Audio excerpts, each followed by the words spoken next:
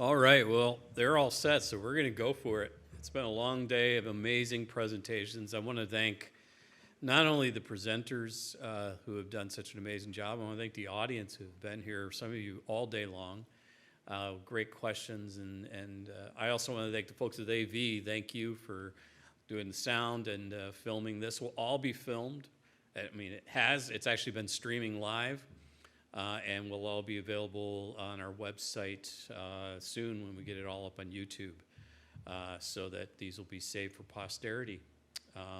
So someday you can show your grandkids this on YouTube, if YouTube still exists then. I'm assuming it will, but who knows? Who knows what will happen? So our next presentation are from a group of students from Michigan Tech and NMU, who all took part in a field school on vernacular architecture last summer that was led by faculty at Finlandia University and also from Michigan Tech. Were there any northern faculty involved? No northern faculty involved. National Park Service was involved as well, that's right. So they're specifically going to talk about their work at the Kempa Farm, which I believe is in Ontonagon County. And this is the historical documentation and cultural analysis of an Upper Peninsula Finnish farmstead. They're not in order of the list, but just to tell you who is here is Chris Charteris from Michigan Tech in Social Sciences, Tori Conquest from the Sociology and Anthropology here at Northern, Mark Cronkright from Northern's Sociology and Anthropology program, Anna Fry from the Sociology, Anthropology, and Psychological Science here at Northern, Robert Hazen from the Department of Social Sciences at Michigan Tech, Patrick McGowan from the Industrial Heritage Archaeology program at Tech, and Natalie White, Department of Sociology and Anthropology here at NMU, and one of my student assistants. With that, I'll turn it over to them. Let's welcome them.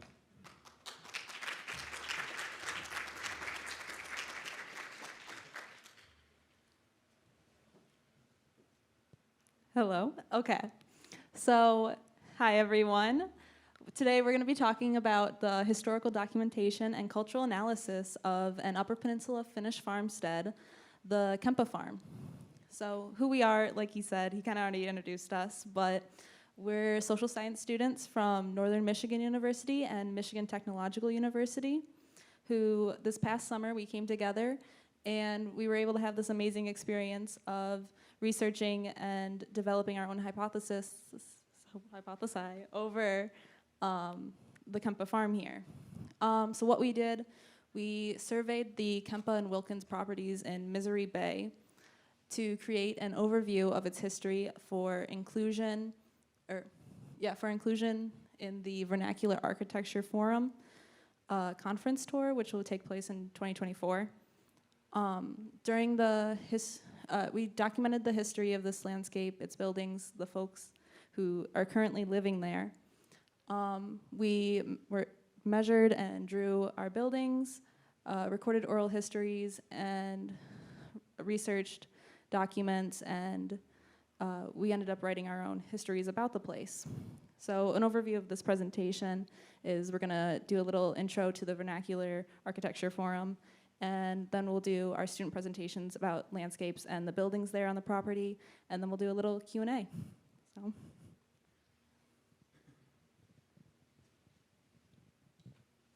So the Vernacular Architecture Forum is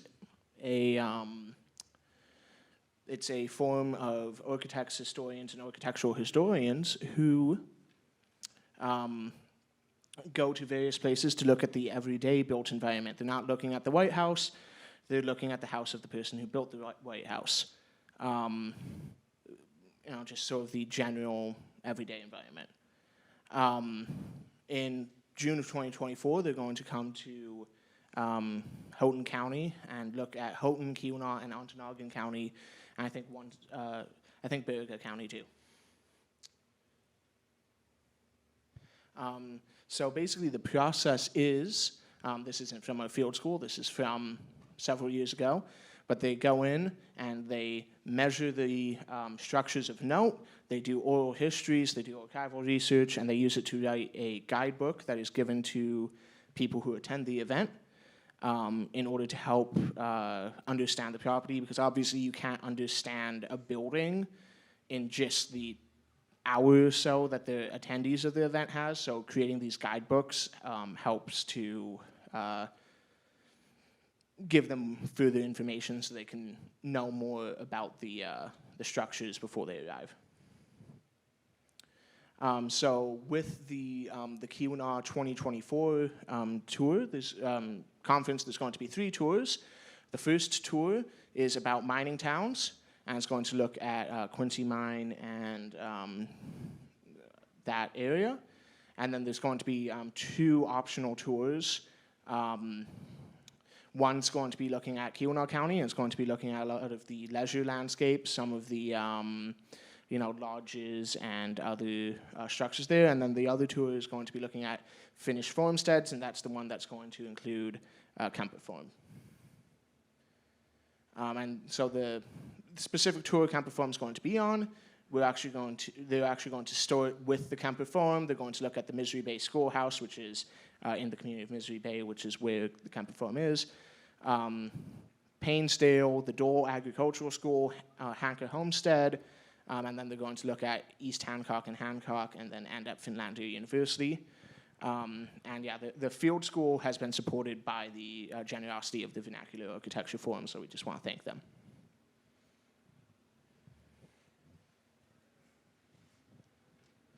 So these are a couple photographs from our time in the field. We did a lot of field drawings of the buildings, documenting, measuring, learning the process of, how to represent these on paper. And we also conducted lots of oral histories with the people that were currently living there, and got a lot of just history of past tenants on the land.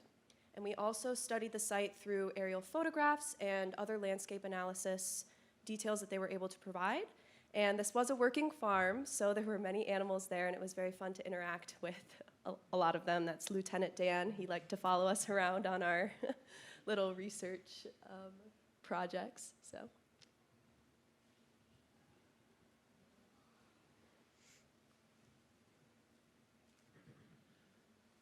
So what I'm going to talk about now is a deep time overview of the Kempa Farm site. We began our history with Kempa Farm site 1.1 billion years ago when the Kuna Rift was formed. We go through a period of glaciation and glacial Great Lakes up until 3,000 years ago when our current Great Lakes were formed. So right after the glaciers receded in about 10,000 years ago, the first indigenous people came to this region of the Upper Peninsula. And about 500 years ago, that's when the first Ojibwe moved into the area. And we saw early settlements at both Lawrence and Ontonagon, and with trails to important sites like Misery Bay, which is where we were at. In the 1600s, we see the first European contact in this region. And then fast forwarding, we go to 1837 when Michigan gained statehood. In 1842 and 1854, the treaties of La Pointe were signed, which removed Native Americans from this land into reservation lands. And then during this time, 1837 to 1845, the first land surveys were conducted, and this led to a significant copper mining boom in the Keweenaw. 1862, we see the first Homestead Act, which said if you improved on farmland, you would get a deed from the U.S. government that was 80 acres of land. 1892, Toivola, which is the town adjacent to Misery Bay, was founded. So the farm site that we were at began in the early 1900s, but it first began 1892 when John Adolph Kempinen immigrated to the U.S. The 1900 census has him living in Toivola. sometime in the 1900 to 1901 era, he began clearing the farmland that is at the Kempa farm site. His brother and his sister-in-law, Sophie, then took over the farm at some point during the 1900s. That is something we are unsure about. By 1905, John Kempinen took off to work in the mines in Calumet.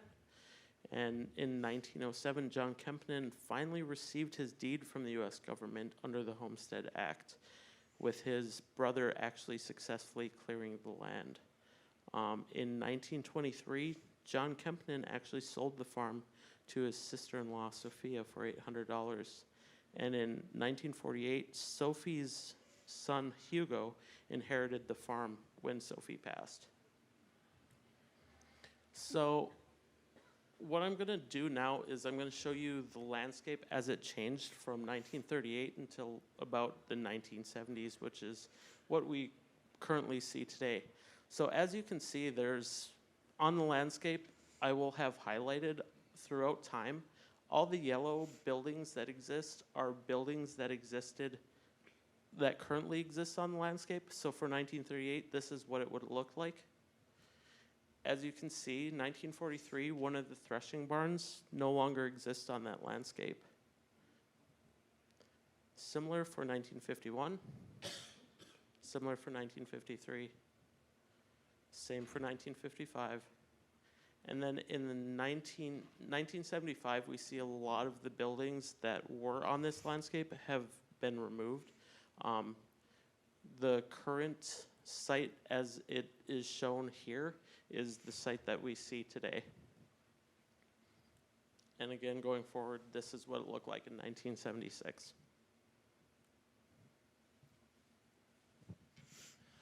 So it's important to understand the farm landscape because the way in which the people built on the landscape, how they oriented the houses and the barns and how they were placed in relation to each other provides us a lot of insight into how they used the landscape, how they conceptualized the landscape, and how they chose to interact with the landscape. I'm so sorry. So as you can see, we're able to take the current landscape and use it to start creating a digital model of the layout of the buildings. And this helps us with our analysis. Hello. So this is the Kempa Farmhouse. It was originally built in 1903. This serves as the main home or dwelling on the property. It was built for a family of at least 10 or more. It is made from log construction. As you can see, it being built very linearly. So despite the fact that it was built in 1903, it's still occupied to this very day. So it has modern amenities such as heat, electricity, and even a bathroom. We have a photo right here which shows you the exposed logs that were used to construct the house. And sometime after this photo was taken, they put up wooden shingles around the entire house, sort of covering it up for aesthetic purposes. As you can see in a photo we just took while we were on site. So if you're wondering about the different shades of the drawing, the darkest shade is the oldest part of the house, where the lightest shade is the newest. And you can see they built outwards, and eventually they would build the house upstairs, which is a half story. And the half story, we believe, was where they would have borders come up into. And we're uncertain, but if you see the room up top, above the stairs, there's a white mark that does not have a dashed line through it. that is where we believe the door used to be, so that a separate boarding family will come in and stay upstairs. And I'm going to pass the mic to Tori. Hello again. So my portion of the project was to investigate the animal barn there on site. So the original barn started out as a one room, this darkest section here, and we believe that was built around 1903. Later, they added on kind of a separate barn that kind of ran into this one right here. It's these two darker squares. We believe they were connected by the roof so that they could pass in between the two to move their animals in and out of certain areas. We believe that was around 1905 to 1923, sometime in that area. Later, they added on this room down here and this corner room, and they built in the two sides between where animals used to be able to pass through. And that, we believe, was around 1924. Today, it's still kind of used as an animal barn. And these two far rooms are the turkey rooms. These next two rooms are just storage, same with this room down here. We believe it was also used as a garage at one point because this far wall here does have a garage door on it, even though it does not work anymore. And then the center room, which used to be the original part of the barn, is now a workshop. So, yeah. I documented the Blacksmith Shop, and we have constructed a loose chronology of its construction from around 1905 to 1924. There are two additions, or two main parts of this building. And the first structure looks very different from the second because it was made with traditional log construction. So they hewn the logs in a square fashion and concaved them so that they would fit very tightly, and fortified them with double notches at the corners, which is very typical of Finnish architecture practices. This was important because if it was being used as a house, which we have evidence to believe it was based off of some of the oral histories we gathered, and evidence of one of those windows on the right side being a door before it was a window. Where was I going with this? Sorry. Yes, it would have been important because it would have created an airtight structure, and with the weather implications, that would have kept them warm. That's a typical structural design for houses and barns. So the second edition, we believe, was introduced likely in the 1920s when they would have had more access to a sawmill.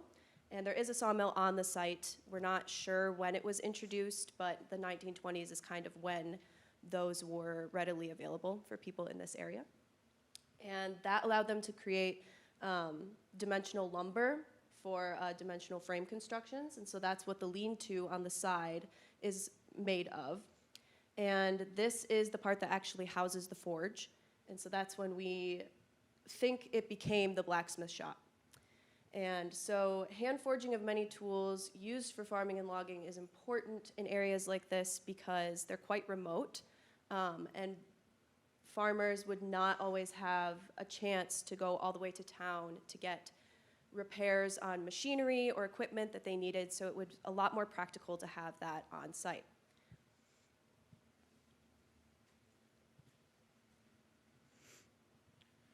So this is the aita, which is a traditional form of Finnish greenery. As you can see, it has this, the main building is this two-story structure. In most traditional Finnish farmsteads, you see an aita built like this, either with internal or external access to the second floor. The original construction would not have had the siding it presently has because it would have had sort of a more open construction in order to allow airflow through to ensure that the grain stayed nice and dry. The second floor was considered a traditional woman's space and would have housed the traditional Finnish loom. This one still has some components of the loom in the second floor, but not the entire loom. As you can tell, over time, it was expanded quite often and became basically a general storage facility that is also consistent with the addition of the shake siding, because that would have helped weatherproof the interior. Eventually, the furthest back addition, all the way back there, is what currently houses the sawmill, although it's not in a usable condition. However, much of the earlier parts of the structure are built using dimensional lumber. So chances are, unless they were getting it imported, they had the sawmill longer than they had a place to necessarily keep it that was dedicated for it.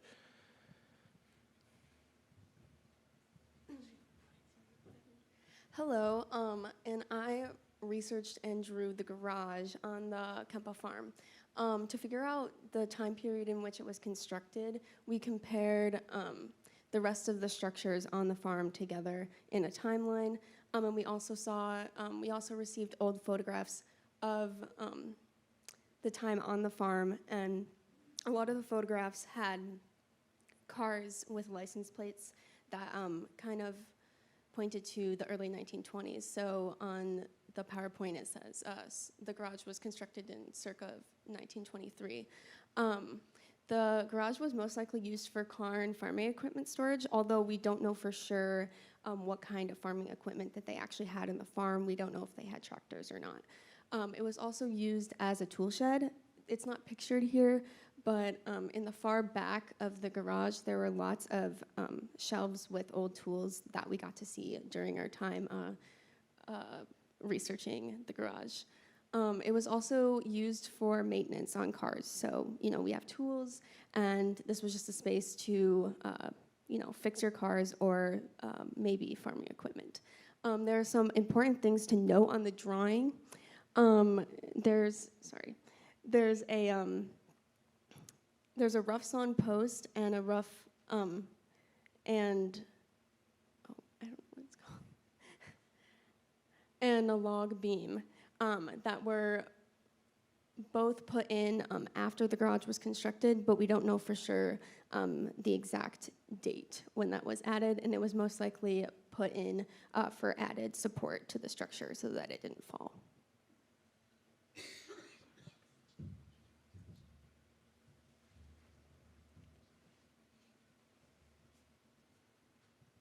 So our first day on site, we were obviously new to this process. So we had to pick out a building to test out our skills on. So this was the pole barn. And what's interesting about this one is we actually know the date or the year it was built, because the person who built it in the family actually signed and dated it. So this one was actually built in 1928. This was the day that we learned how to measure, where to measure to, and how we just kind of got all of our standards in a line.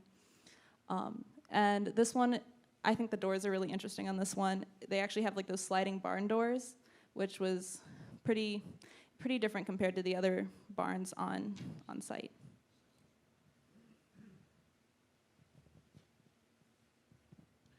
So obviously, as we saw, there are some buildings that have been lost over time, and some of them, due to the precision of the aerial photographs that we have, and even existing marks on the landmark, we have been able to estimate or pinpoint their locations.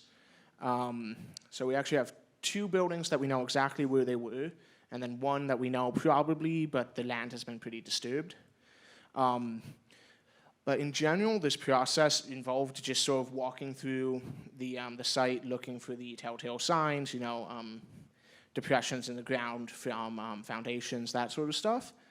We know one of the structures was a sauna, which is a very traditional part of a Finnish farmstead. But the other structures that are missing, we know at some point there's a waterfowl house that housed ducks and geese that lived in the stream that went through the property. And there's probably also since they had cattle at some point, there's probably also a cream house for the milk. But we're not sure where those were exactly and which of the buildings we can still see evidence of was which one. So as I was saying prior to this, we can use the 1938 aerial photography to see the ancient shoreline of a Nipissing Great Lake. The hay barn, you can see the pole barn that we just talked about, but the hay barn is a unique structure that really utilizes this landscape. So as I was saying, the hay barn is kind of unique in that the field is up behind the barn and it really follows the landscape.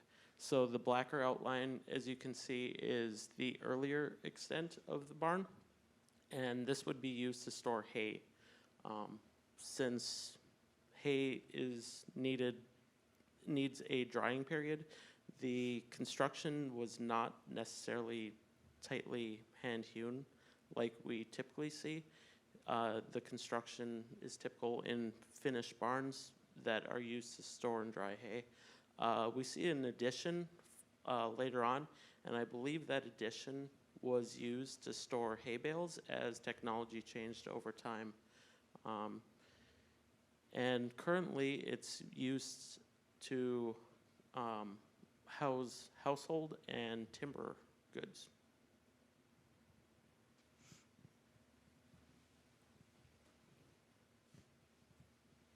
All right, and yeah, we're going to shift gears a little bit now, away from the more traditional uses of a Finnish immigrant farmstead, and look a little bit more at just this non-traditional use here from the Wilkins and Tretzman families, who were in their relationship to both the landscape and the Kempen family. So a little bit of background for this whole concept. You started to get in the mid-19th century. You started to get what were known as sufferers as industrialization set in. And so you get these folks with like exacerbated hay fever, with these kind of chronic respiratory issues, that sort of thing. And you get doctors prescribing wilderness, doctors prescribing returning to nature as medicine for getting away from and out of these kind of smog-ridden, in some cases, and generally kind of more polluted industrial environments that people were adjusting to. Then you also have Michigan advertising itself heavily as this wilderness. I mean, they're trying to capitalize on this. They're trying to, bring these folks in. So you've got this pull factor, saying, hey, you need some clean air. You need to get out of Chicago. Here we are. Come up. And then you've also got Sophia Kempinen, who we know was renting rooms to boarders for years after she acquired the farm.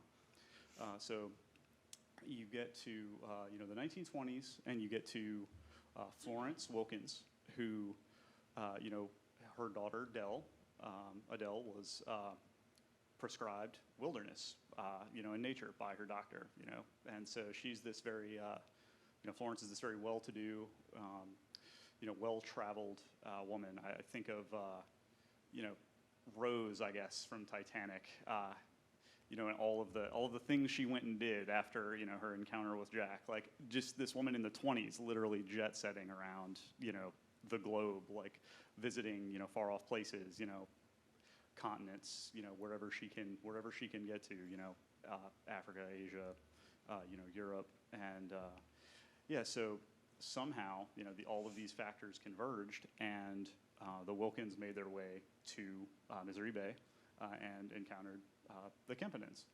So you get by the late 20s, you get the first what we've called the proto Del Shack. It was a one-room cabin that Hugo built for the Wilkins, and they were basically coming up there to camp for the summer to get away. And that went on for a few years. We unfortunately do not have any photographs of the original, of the proto Del Shack there. But at some point, shortly after that, we know by the mid-30s, as we've seen it on a 1938 aerial, you have the Del Shack 1, which you can see here. And that's the original Del Shack. And it's still using this, this more traditional Finnish immigrant, jointed log construction. And that structure was around, built by Hugo until 2 years ago. And unfortunately, you get, eroding shorelines. There's still nothing wrong with the structure itself, but, the shoreline creep was threatening to basically send it into the bay. So folks had to, the current owners had to make the decision to have it taken down. Though one of the fireplaces, one of the hearths and chimney is still standing on the previous foundation. All right. So you get this little bit of a shift, going into 1943, when, again, Hugo built the current Dell Shack as it stands. And it's kind of a, it's a break from tradition architecturally. I mean, you can see the photo up there. It's kind of this like post and beam, what we've called this vernacular small log architecture. And they're using these, these smaller logs, and they're not jointed, and trying to figure out why this building was so different from the traditional Finnish structures. And we found out that from 1936 on, for a couple of years, Hugo spent time working for the Works Progress Administration, the WPA, and so he was traveling around, statewide, and helping construct, tourism infrastructure, as we see in a lot of cases today, rest stops, cabins, campgrounds, that sort of thing.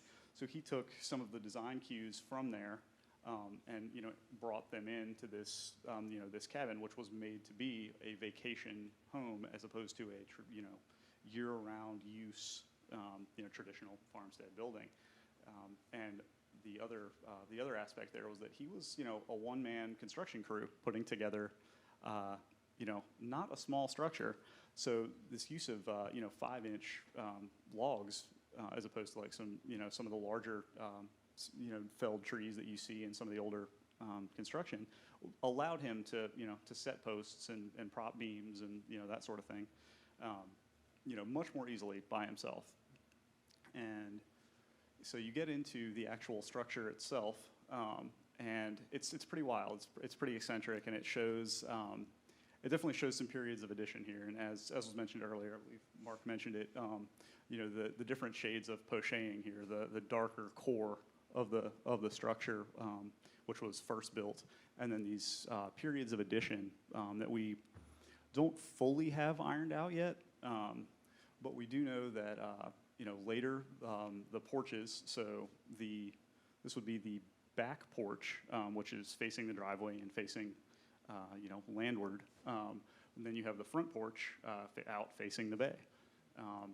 Those were enclosed later. You have the building up here, or the room up here, which the Wilkins and Tretzman family referred to as the Cairo porch, because that is where Florence kept much of her souvenirs and artifacts from her travels around the world. So that was later enclosed and made a master suite. Then you come over here, and you get one of the later periods, again, all still constructed by Hugo, in the 70s, I believe, is what we've nailed this down to. These 2 bedrooms on the end were added on.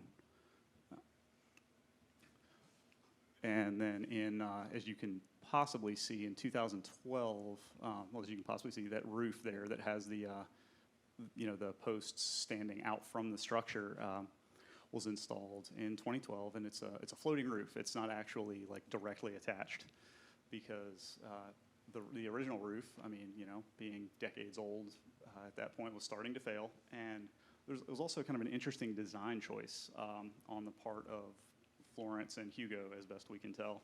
It was a bit flat, for UP winters and the amount of snowfall. The original roof was very flat, so it had to be. They actually had to put posts up seasonally inside and outside the home to prop the roof up, and then go and actually clean the roof off periodically. So they've added this floating structure to keep it dry and maintain the integrity of the original structure. And it's a metal roof which will last for quite some time.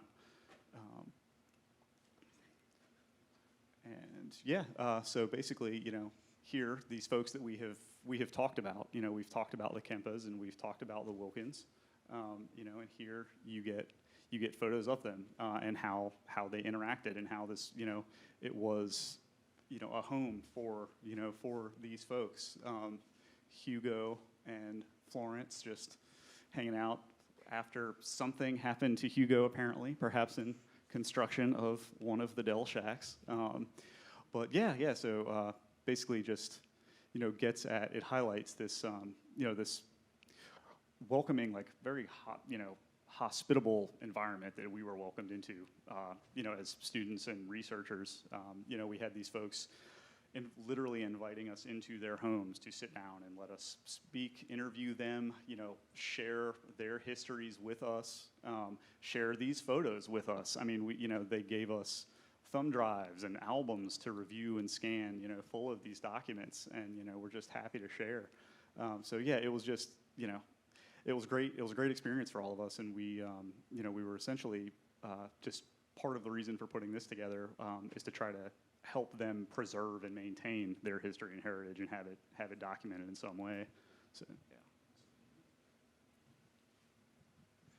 And we would like to thank Michigan Tech, Fernando University, the National Park Service, the Vernacular Architecture Forum, and the communities of Toivula and Misery Bay for allowing us this opportunity and working so closely with us. Without them, this wouldn't have happened. As you can see, we camped on site for an entire week. It rained for most of it. But when it wasn't raining, we had, a lot of fun, with the animals, sitting around the campfire when we weren't working. And, the people who live there currently were very welcoming of us, just really invited us in, and, yeah. So we'd like to say kiitos, which is Finnish for thank you. And if there are any questions, feel free to ask them.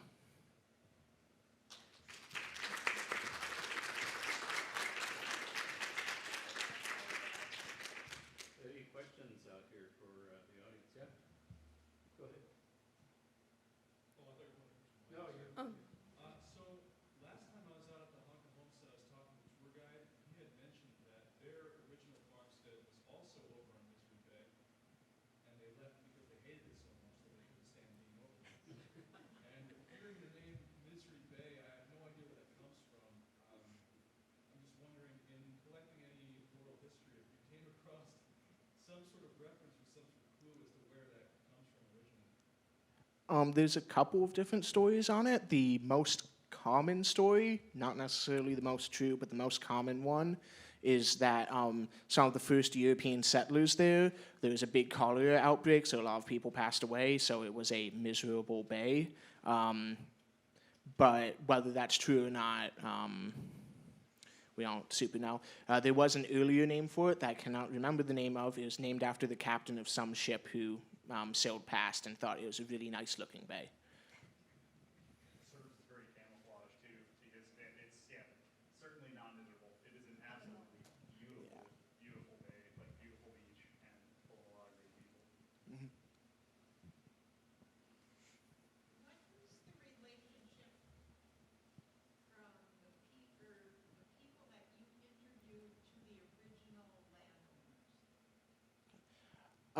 So with the Wilkins/Schretzman family, we interviewed Florence Wilkins' granddaughter and her family, and then with the Kempanins, we interviewed Hugo Kempa's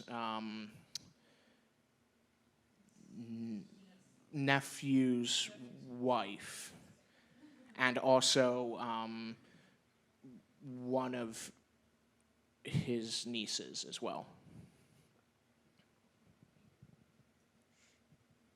A couple of questions. First one is, I know you use satellite and so on, and aerial photography, trying to get a lay of the land and historical and so on. Then when you went in and you drew your pictures, it was just kind of neat. Did you not use, or did you digitize, did you use a computer to draw any of the drawings, or did everything just come down to pen? That's the first question. The second one is,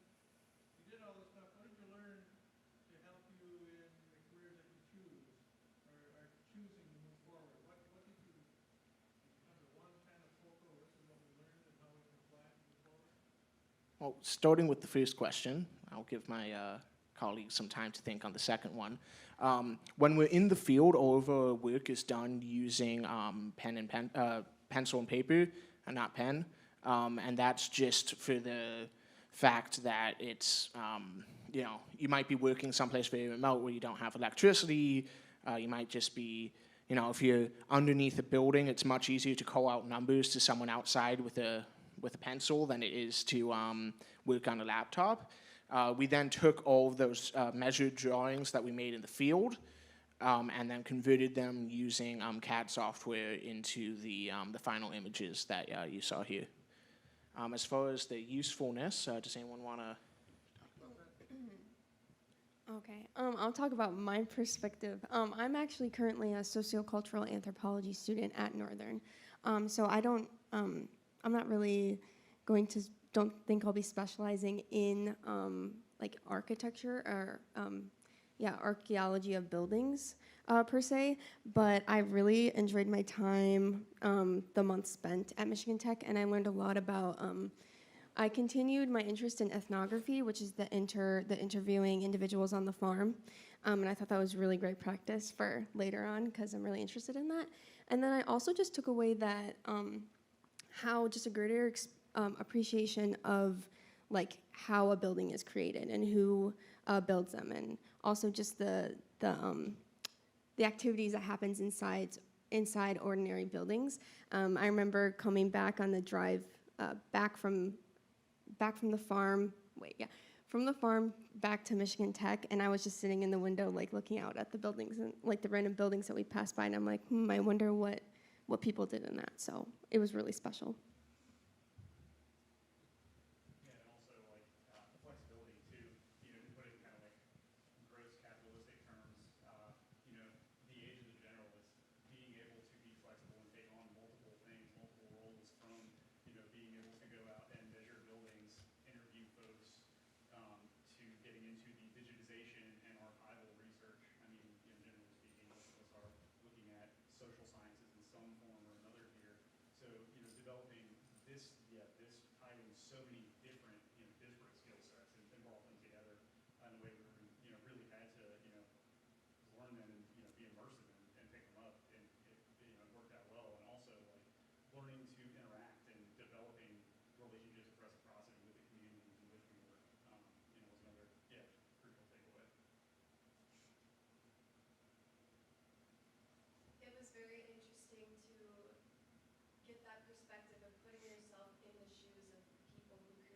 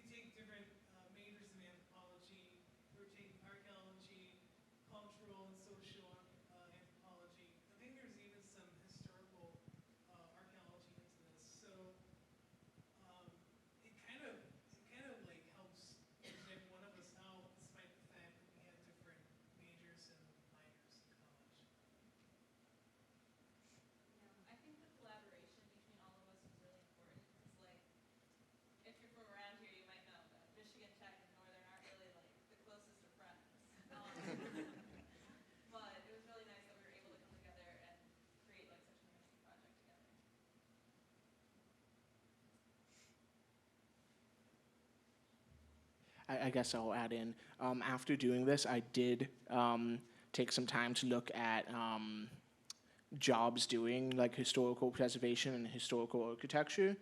And it's something that I am thinking about. I'm not going to say that I'm pursuing it, but it's definitely something I've considered pursuing.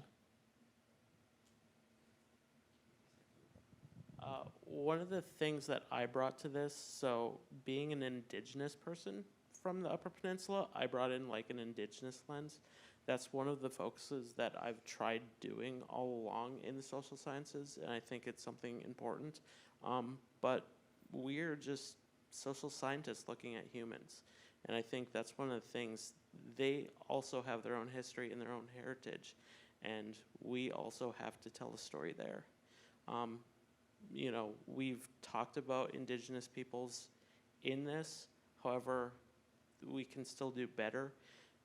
And with that, most of our histories are oral, so a lot of it is lost due to time. So what I'm trying to do, and I'm doing a research project with Michigan Tech, is I am going out and talking to people about indigenous histories, and with it I'm building maps of old communities, old trails, old fishing sites, in hopes that we bring this to the forefront and we make sure that these aren't lost to time. So much like our work here, we're ensuring that their histories and their heritage isn't lost as well.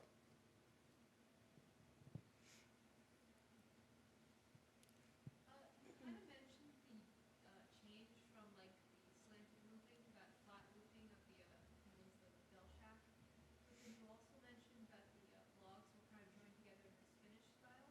So I'm wondering if anyone noticed like a difference between like the artifacts and how things were built, like as you got further away from the original immigrants. Yeah, so I mean, we weren't interacting with like small scale like artifacts. We didn't do any like excavation or anything. But yeah, insofar as like the architectural features and that sort of thing, for sure. Yeah, I mean, it was definitely like a shift. Like, you know, Hugo using his his experience in construction methodology for constructing the first Dell shack, that was a jointed log structure.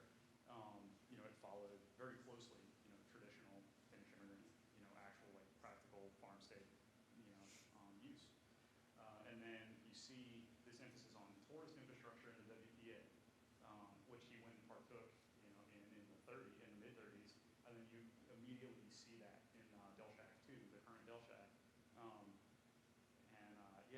So it's this total departure from the original jointed logs, and and the structure that was built in the 40s, was just this, built in this more like tourist vernacular sort of, influenced, and again, coming off of only having himself to construct that large structure also added to it. And then the shift to the slanted roof from the flat roof was to make it just, again, the flat roof was not traditional. So that was another break from tradition in the construction of that second Bell shack that was kind of later addressed insofar as its like shortcomings in regards to snow and that sort of thing when they added that floating roof in 2012. I'd like to add that they also had an immense knowledge on the resources they had around them, and so their construction of like traditional Finnish log cabins was so in depth. They didn't need to use any mortar or anything. They scribed the logs that they found to fit perfectly so that they wouldn't need anything besides the logs themselves and the tools that they made, often in forges, like I talked about. They made many specialized tools to be able to create like buildings that are really works of art. And then once with that background, the WPA background, that kind of shifted that lens from that, Finnish tradition to more of like an Americanized. Would you say it was an improvement or just a change? I don't know, I'd say just a change. It depends on how you look at it. Sort of like a big thing that you see a lot is the introduction of dimensional lumber, which you saw at this at Kempa Farmstead as well. And dimensional lumber allows you quicker because you weren't wrangling full-size logs.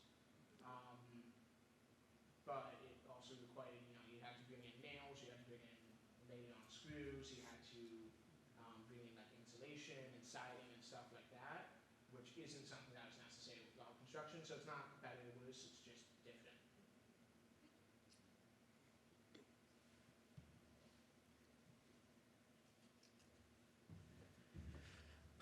Well, thank you, everyone, and let's hear it for these amazing students. Wow.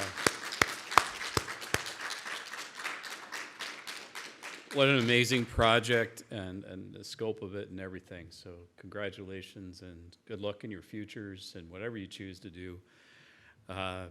There is work in this out there. So if you're thinking there's no careers in this, there actually are careers in this. So if you do love it, go for it. So I want to thank you all for being here today. It's been just an amazing day of presentations. Like I said, we've filmed them all. They'll be saved. They'll be on YouTube probably in the next couple of weeks. So please share them with your friends and family once they get out there. So have a great weekend, and we'll see you next year.